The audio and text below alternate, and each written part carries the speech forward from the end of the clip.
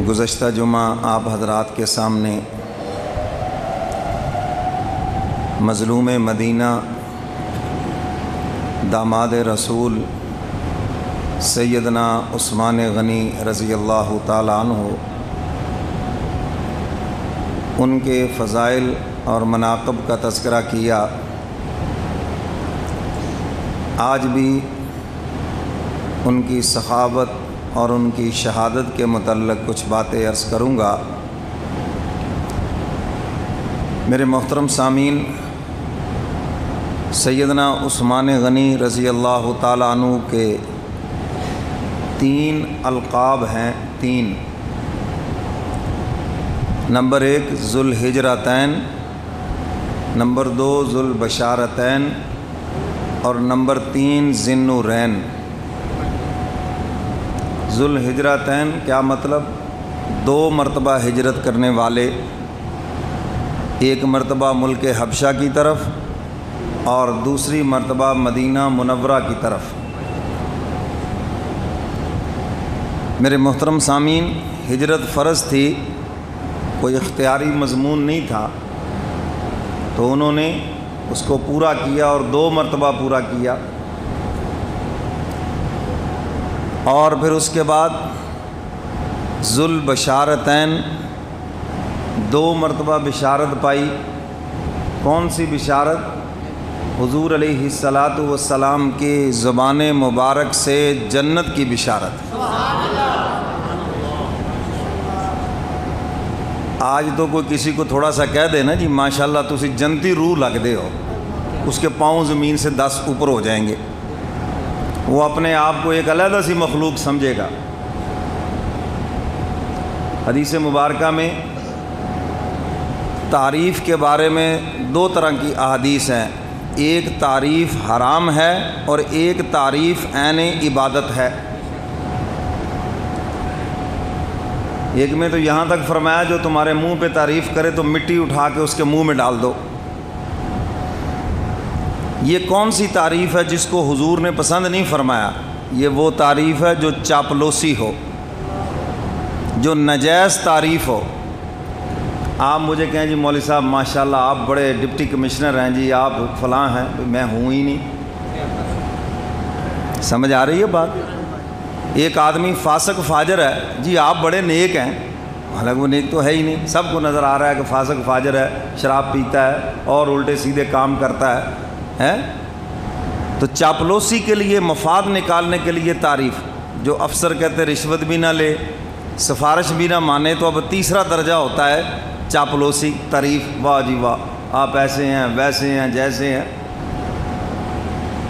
تو ایسی تعریف یہ حرام ہے، اور اس پر حضور علیہ الصلاۃ والسلام نے ارشاد فرمایا کہ مٹی اٹھا کے اس کے منہ کے اندر ڈال دو۔ اور ایک تعریف عین عبادت ہے جس سے مومن کے ایمان میں اضافہ ہو جائے۔ سمجھ آ رہی ہے بات؟ جی آپ کا بیان سنا، الحمدللہ نماز کی توفیق ملی جی، پہلے داڑھی نہیں تھی، آپ کے بیان سن کے الحمدللہ داڑھی رکھ لی، تو یہ تعریف عین عبادت ہے۔ انسان اور اللہ سے دعا کرتا ہے اور کوشش کرتا ہے کہ چلو یار کو اور بخشش کے ذریعہ بن جائے، تو یہ تعریف عین عبادت ہے جس سے مومن کے ایمان میں اضافہ ہو جائے۔ حضور علیہ الصلاۃ والسلام بھی تو تعریف فرما رہے ہیں، 1 مرتبہ تو نہیں 2 مرتبہ فرمایا، اگر دھرتی پر کسی نے چلتا پھرتا جنتی دیکھنا ہو تو میرے عثمان کو دیکھ لو۔ حضور تعریف فرما رہے ہیں، یہ 10 مبشرہ 10 صحابہ کو جنت کے سرٹیفکیٹ، یہ تعریف نہیں تو اور کیا ہے؟ حضور نے فرمایا جس راستے سے عمر چلتا ہے شیطان وہ راستہ چھوڑ کے بھاگ جاتا ہے، یہ تعریف نہیں تو اور کیا ہے؟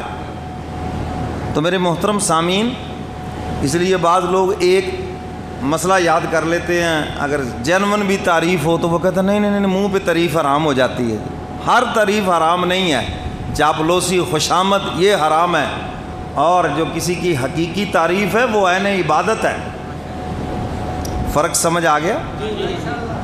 تو اس لیے یہ فرق بھی یاد رکھنا۔ تو حضور علیہ الصلاۃ والسلام نے فرمایا ذو البشارتین، یہ بھی آپ کا لقب ہے. 2 مرتبہ بشارت پائی ہے جنت کی حضور کی زبان مبارک سے، حضور کی زبان مبارک سے. تو میرے محترم سامعین، اگر کوئی آپ کی عبادت کی تعریف کرے، آپ کی اچھائی کی تعریف کرے، سن لو، اپنے دل میں کہنا ہے الحمدللہ. کیا کہنا ہے؟ الحمدللہ. اور یہ سوچنا ہے کہ مولا یہ سب آپ کی ستاری کی تعریف ہے. بس حضرت خواجہ باقی باللہ رحمۃ اللہ علیہ فرمایا کرتے تھے، اگر کوئی تمہاری تعریف کرتا ہے وہ تمہاری تعریف نہیں کرتا، حقیقت میں اللہ کی ستاری کی تعریف کرتا ہے. اللہ نے تمہارے عیبوں کو چھپایا ہوا. لوگ تمہیں چودھری صاحب کہتے ہیں، خان صاحب کہتے ہیں، مولوی صاحب کہتے ہیں، پتہ نہیں کیا کیا صاحب کہتے ہیں. اور اگر اللہ تمہارے عیبوں کو کھول دے تو پھر تمہارے سلام کا کوئی جواب بھی نہ دے، تمہاری صورت بھی نہ دیکھے. تو فرمایا یہ سب مولا کا فضل و کرم ہے، اس نے ہمارے عیبوں کو چھپا رکھا ہے اور لوگ ہماری تعریف کر رہے ہیں. تو اس لیے دل میں کہو الحمدللہ، مولا یہ سب تیری تعریفیں ہیں. تعریف سن کے وہ پھوں پھاں میں نہیں آ جانا، اکڑ نہیں جانا، بلکہ عاجز ہو جانا ہے کہ بس یہ آپ کا حسن ظن ہے، اللہ اس کو سلامت رکھے. آپ کا کیا ہے؟ یہ اچھا گمان ہے میرے بارے میں، اللہ اس کو سلامت رکھے. اس کا یہ مطلب ہے اللہ اس اچھے گمان کو سلامت رکھے، کیونکہ بدگمانی آنے میں ٹائم نہیں لگتا. بدگمانی آنے میں ٹائم، اور یہ شیطان کا بڑا کامیاب ہتھیار ہے. رشتوں میں بدگمانی لے آئے گا، غلط فہمیاں لے آئے گا، دوستوں میں بدگمانی لے آئے گا. ہاں، اور جب اس نے بدگمانی پیدا کر دی یہ اپنے مشن میں کامیاب ہو گیا.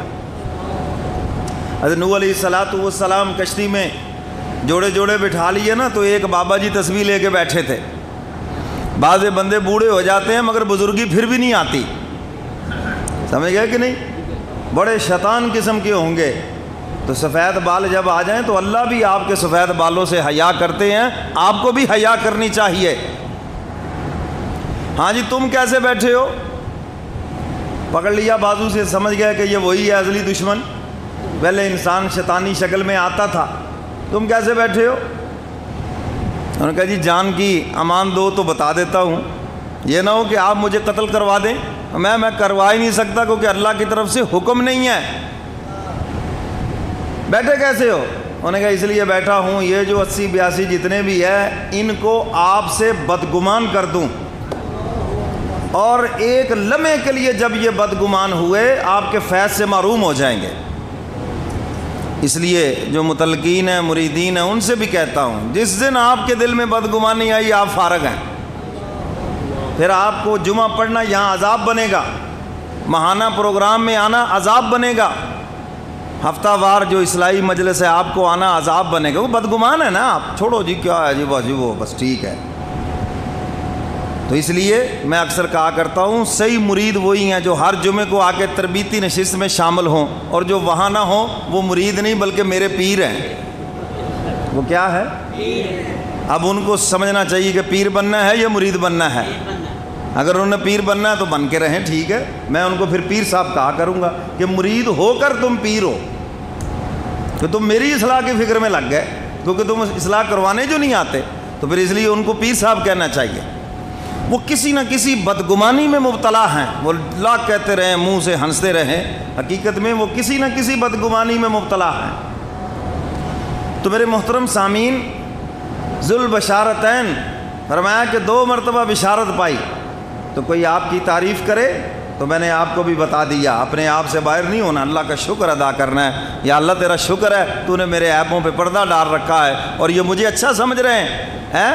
یا اللہ ایسے ہی عیبوں پہ پردہ ڈالے رکھنا، اور قیامت کے دن بھی ایسے ہی عیبوں پہ پردہ ڈالتے ہوئے بخشش بھی فرما دینا. اور حدیث مبارکہ میں آتا ہے حق تعالیٰ قیامت کے دن کچھ بندے آئیں گے، ان پہ رحمت کی چادر دیں گے، پوچھیں گے فلاں گناہ کیا فلاں کیا، وہ سارے اقرار کرتے جائیں گے. جب سب گناہوں کا اقرار ہو جائے گا تو حق تعالیٰ فرمائیں گے جاؤ ہم نے تم کو بخش دیا ہے. یا اللہ یہ کیا بات ہوئی، اقرار بھی کروا لیا تو مجرم کو تو سزا ملنی چاہیے، جب جرم کا اعتراف ہو گیا تو یہ معافی کیسی؟ فرمایا معافی اس لیے ہے کہ تم میرے بندوں کے عیبوں کے اوپر پردے ڈالتے تھے. یہ بتانا بھی ضروری تھا کہ ہم باخبر ہیں، ہمیں علم ہے، سب کچھ ہماری آنکھوں کے سامنے ہے. کل کو یہ نہ سمجھنا کہ ہم نے گناہ کیے، چلو دنیا والوں کو تو پتہ نہیں چلا، اللہ کو بھی نہیں چلا. میں نہیں، مجھے علم ہے. اور دنیا میں تمہارا جو پردہ ڈالے رکھا، تمہارے اندر ایک وصف تھا، تم لوگوں کے عیبوں پہ پردہ ڈالتے تھے، میں تمہارے عیبوں پہ پردہ ڈال رہا تھا. اور آج بھی عیبوں پہ پردہ ڈال کے تمہاری بخشش کر دی ہے. آج لوگ پردہ ڈالتے ہیں یا اچھالتے ہیں؟ گل سنی تسی؟ ایک یہاں سے شروع ہوگا شر ہے. کہاں سے سنی؟ بس چلتی چلتی آگے، اڑتی آگے. یہ سوشل میڈیا کیا ہے کہ جی اچھالنا، دوسروں کے عیبوں کو اچھالنا. تو عیبوں پہ پردہ ڈالنے پر جنت ملتی ہے، اور عیبوں کے اچھالنے پہ جہنم واجب ہو جاتی ہے. اور مسلمان کا عیب چھپانا آپ پہ فرض ہے، سوائے دھوکے کے. اگر کوئی کسی کو دھوکہ دیتا ہے، پیسے بٹور لیتا ہے، کسی کے قتل کا ارادہ ہے، تو وہ بتانا فرض ہے آپ پر. اس کے علاوہ باقی جو باتیں ہیں ان کا چھپانا فرض ہے. تو خیر بات دور نکل گئی. فرمایا ذو البشارتین، 2 مرتبہ بشارت پائی. اور تیسرا لقب ہے ذی النورین، 2 نوروں والے. حضور علیہ الصلاۃ والسلام کی 2 لخت جگر یکے بعد دیگرے سیدنا عثمان غنی کے نکاح میں آئی. تو میرے محترم سامعین، سیدنا عثمان غنی رضی اللہ تعالیٰ عنہ یہ عظیم انسان ہے، اور یہ ہمارے ہیرو ہیں، یہ ہمارے رہبر ہیں. سمجھ آئیے بات کہ نہیں؟